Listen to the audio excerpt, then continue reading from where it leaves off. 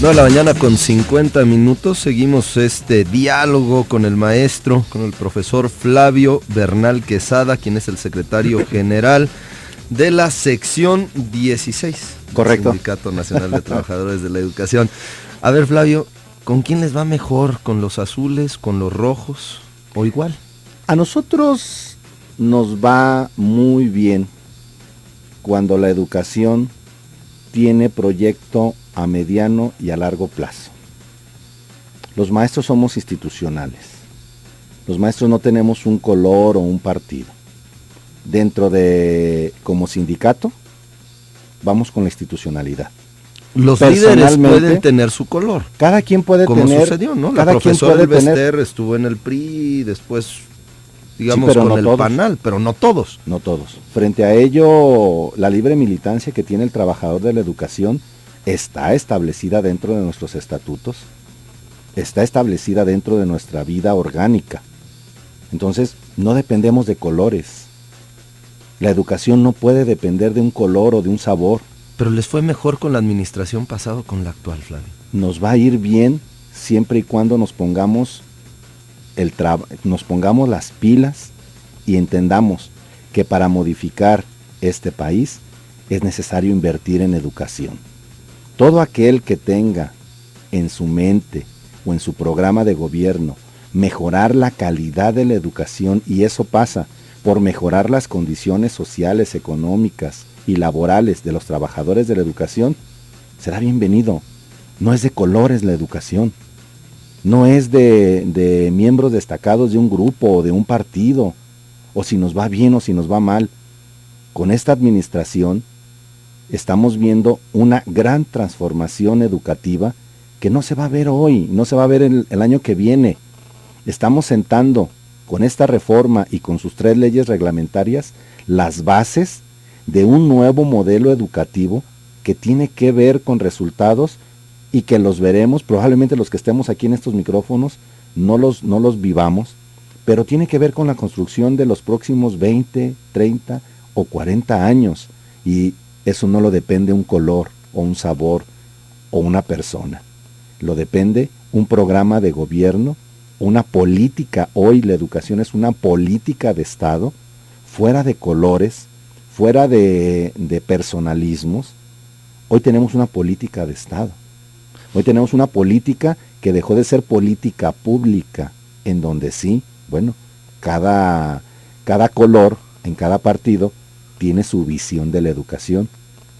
Flavio, hay un falso paradigma que se lanzó desde el sexenio pasado, y lo considero un falso paradigma en el sentido de que los maestros se oponían a la evaluación, no querían que se les hiciera ningún tipo de examen para saber el nivel de sus conocimientos. Hay que diferenciar 2 cosas, Pablo.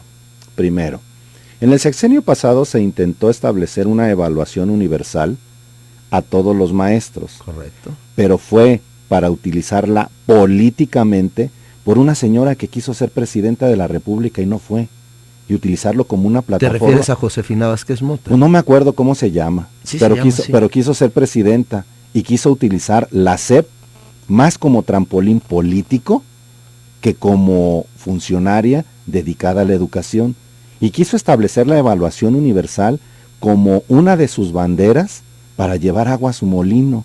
Y bueno, nosotros no podíamos permitir ello. No nos oponíamos a la evaluación universal, nos oponíamos al uso que se le estaba dando políticamente de ello. Prueba de ello que se canceló y no existe. Por otra vía, antes de ello, hasta el día de hoy, llevamos por lo menos 22 años los maestros evaluándonos.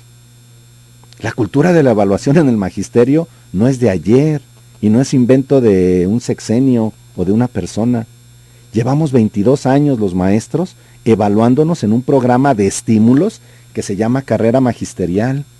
Y en el dato que te puedo dar de Jalisco, del 100% de maestros que se inscriben en este programa, que estamos hablando de cerca de más de 20,000 o 30,000 compañeros, de ese 100%, el 80% acreditan esta evaluación.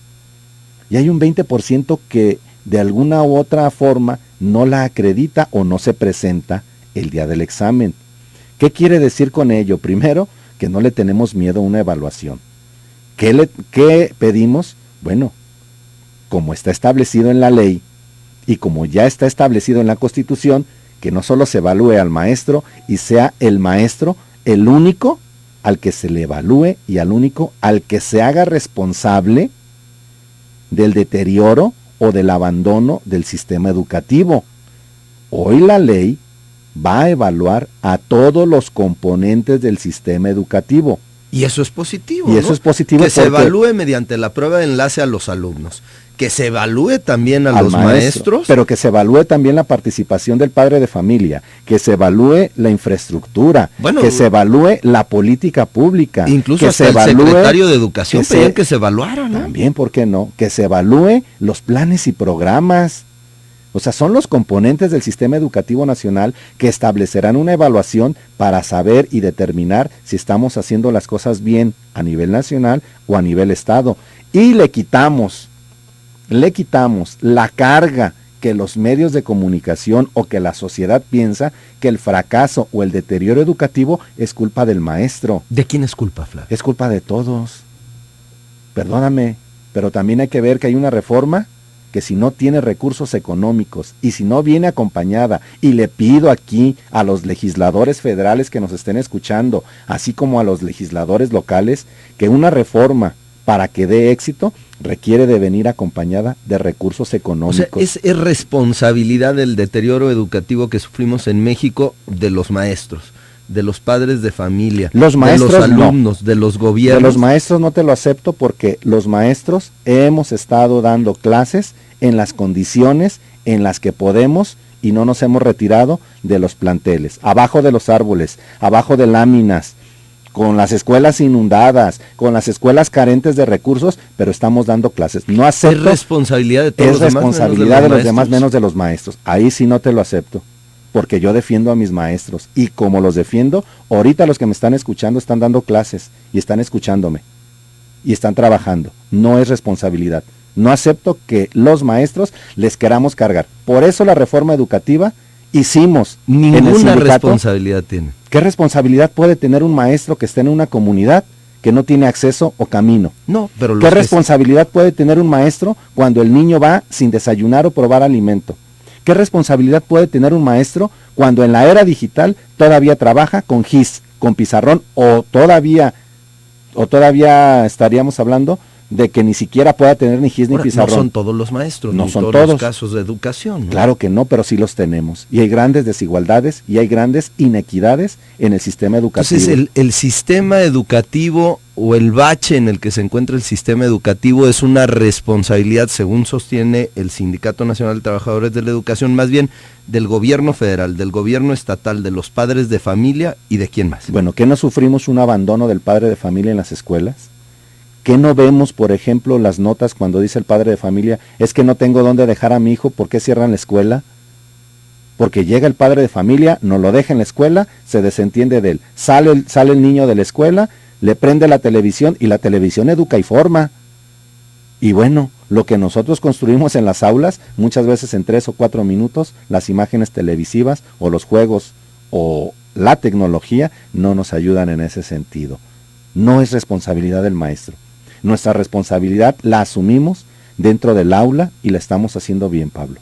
Ahora, podríamos decir que el Sindicato Nacional de Trabajadores de la Educación en concreto apoya la mayor parte de la reforma educativa que ha promulgado el presidente Enrique No la Peña mayor Nieto. parte, vamos con la reforma educativa. Toda. Porque nos abre ventanas de oportunidad la reforma educativa primero, para exigirle al gobierno que cumpla lo que está plasmado en la reforma. El mismo gobierno cuando establece que recupera la rectoría del Estado, pues qué bueno que la recupere y que vea en qué condiciones están sus escuelas. ¿Que no la tenía? Pues no sé, ellos dijeron eso. Ahí están las declaraciones. Oye, Flavio, te invito nuevamente a que platicamos porque ya se me acabó el tiempo y está muy interesante y se han quedado muchos temas en el tintero. El día que gustes, Pablo. Echamos otra platicada buena para probablemente la próxima semana. Te agradezco Cuando mucho gustes. tu presencia. Muchas gracias a todas y a todos.